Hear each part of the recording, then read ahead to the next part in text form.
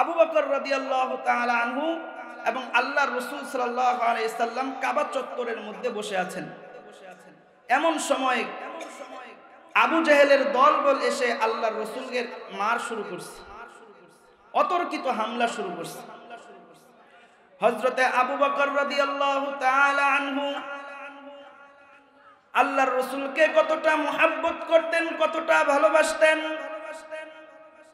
আল্লাহর রাসূলকে জড়ায়া ধরছেন, আর সমস্ত কাফের মুশরিকরা হযরতে আবু বকর রাদিয়াল্লাহু তাআলা আনহুকে আঘাত করতেছেন। আবু বকরের উদ্দেশ্য হলো, আমি আবু বকর যতদিন জীবিত থাকব, আমি আবু বকর যতক্ষণ জীবিত থাকব ততক্ষণ আমি আমার রাসূলের উপর কোনো আঘাত পড়তে দিব না।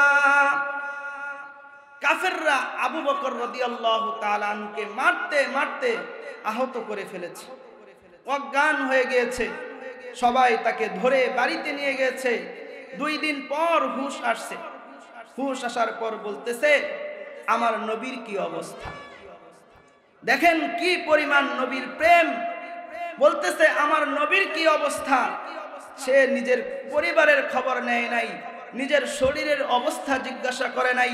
সে বলতেছে আমার নবীর কি খবর। এটাই তো ছিল নবী প্রেম।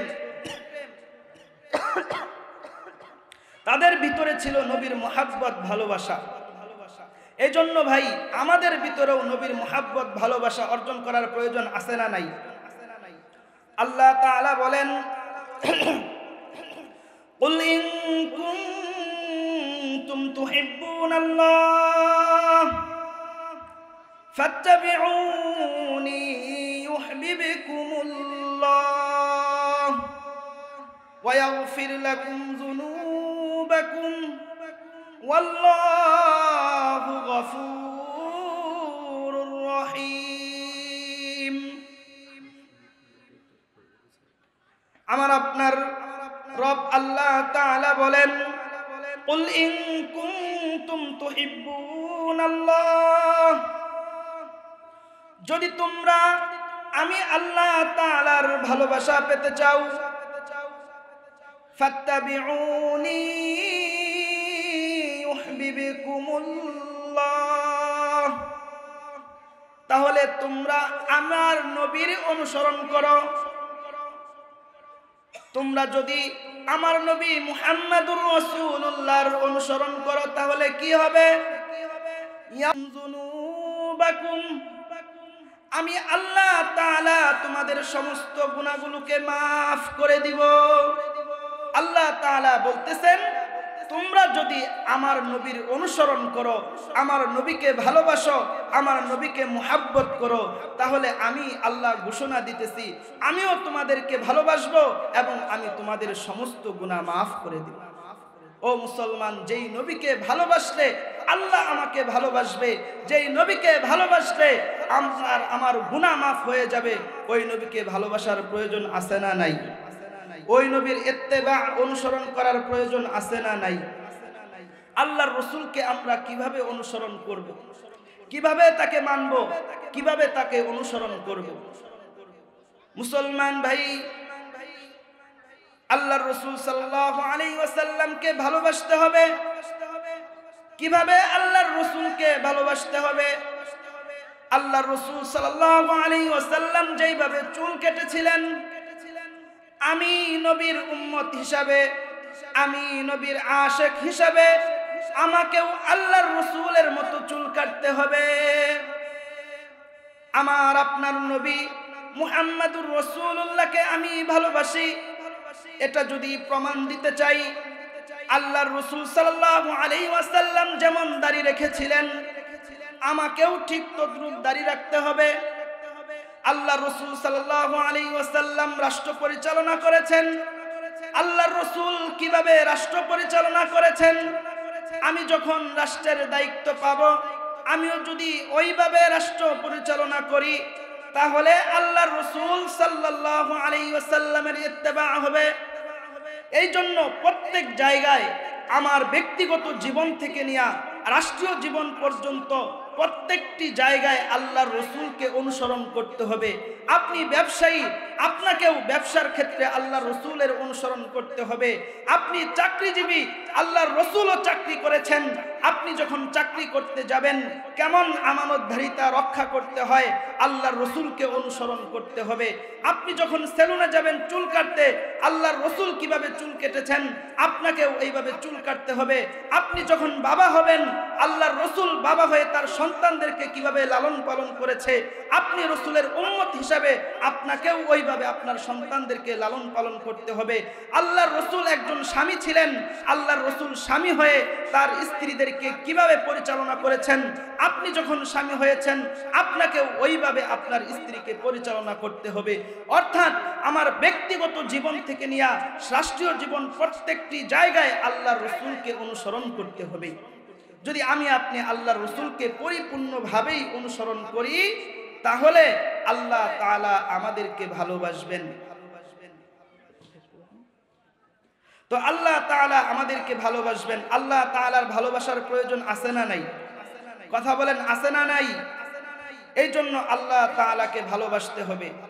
আল্লাহ তাআলার যদি ভালোবাসা পেতে চান, তাহলে আল্লাহর রসুলকে ভালোবাসতে হবে।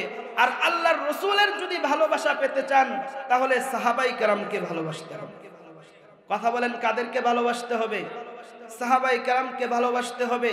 খুব দুঃখজনক হলেও সত্য, মুসলমান বর্তমানে এমন আলেম বের হয়েছে, বর্তমানে এমন শাইখুল হাদিস বের হয়েছে, বর্তমানে এমন ডিগ্রিওয়ালা বড় বড় আলেম বের হয়েছে, তারা বলতেছে আমরা সাহাবাই কেরামকে মিয়ারে হক মানি না। না, সবাই বলেন নাউজুবিল্লাহ।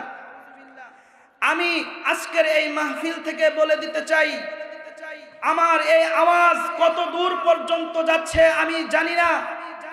আমার এই আওয়াজ ওই সমস্ত ভাইদের কর্ণগহ্বরে পৌঁছাবে কিনা আমি জানি না।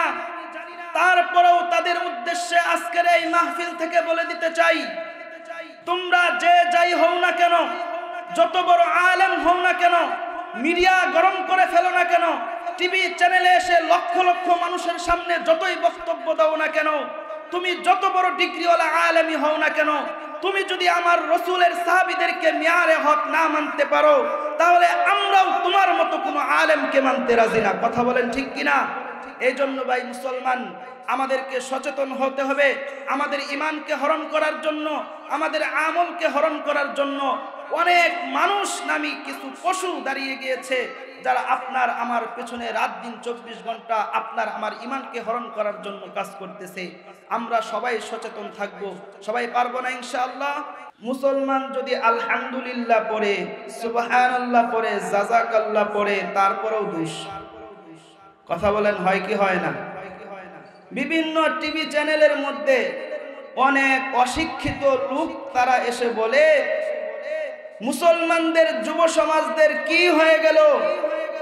এখন যদি তাদেরকে জিজ্ঞাসা করা হয় তোমরা কেমন আছো, তাহলে তারা বলে আলহামদুলিল্লাহ ভালো আছি।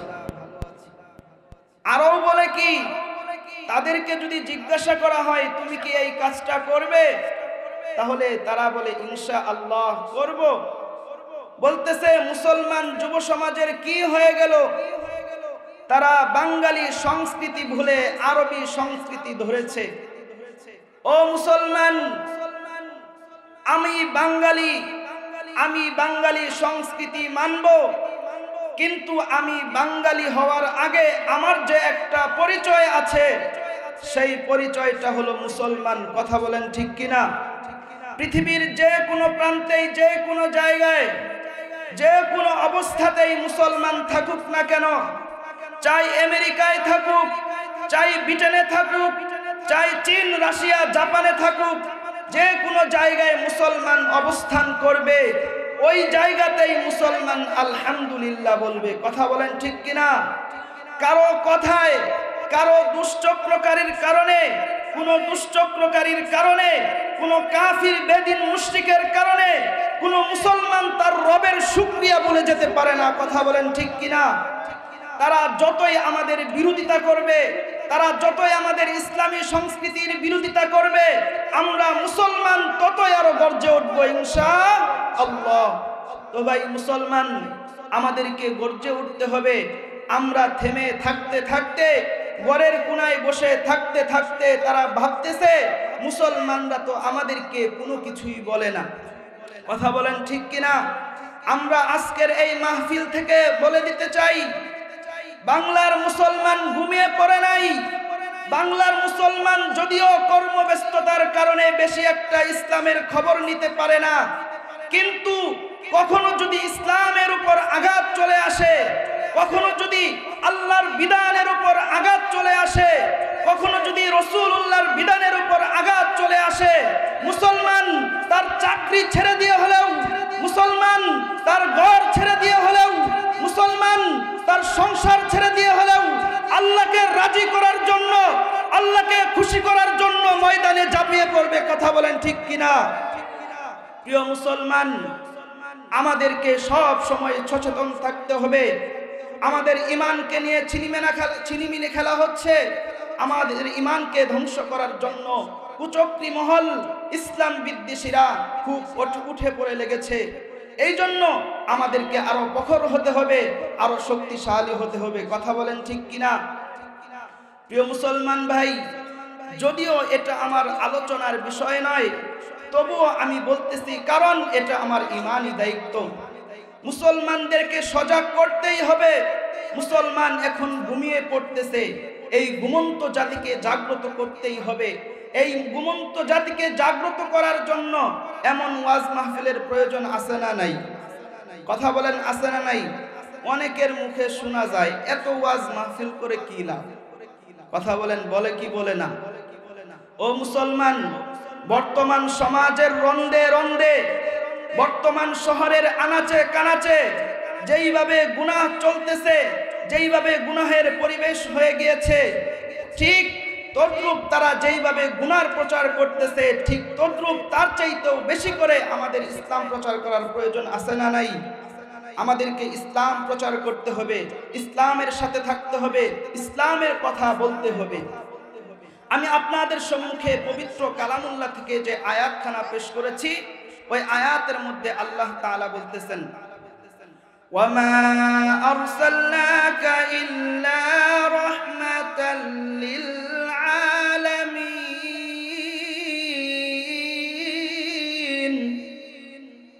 আল্লাহ তাআলা বলেন,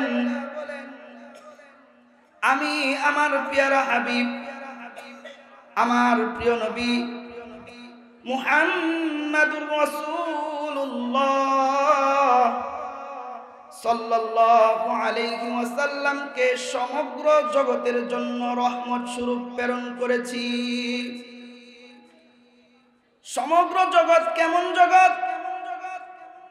ও মুসলমান, আমরা সকলেই সূরা ফাতিহা পড়ি। কথা বলেন, পড়ি কিনা? সূরা ফাতিহার প্রথম আয়াতের মধ্যে আল্লাহ তাআলা বলেন, আলহামদুলিল্লাহি রাব্বিল আলামিন। আল্লাহ তাআলা বলেন, সমস্ত প্রশংসা আল্লাহ তাআলার জন্য। ও মুসলমান, আল্লাহ তাআলা বলেন, সমস্ত প্রশংসা আল্লাহ তাআলার জন্য। আল্লাহ তাআলা তিনি কে? তিনি হচ্ছেন সমগ্র জগতের রব, সমস্ত জগতের রব তিনি হচ্ছেন আল্লাহ তাআলা। তো আল্লাহ তাআলা তিনি তার পরিচয় দিতেছেন রব্বুল আলামিন, সমস্ত জগতের রব আমি আল্লাহ। আর আল্লাহ তাআলা তার নবীর পরিচয় দিয়েছেন, ওয়ামা আরসালনাকা ইল্লা রাহমাতাল লিল আলামিন।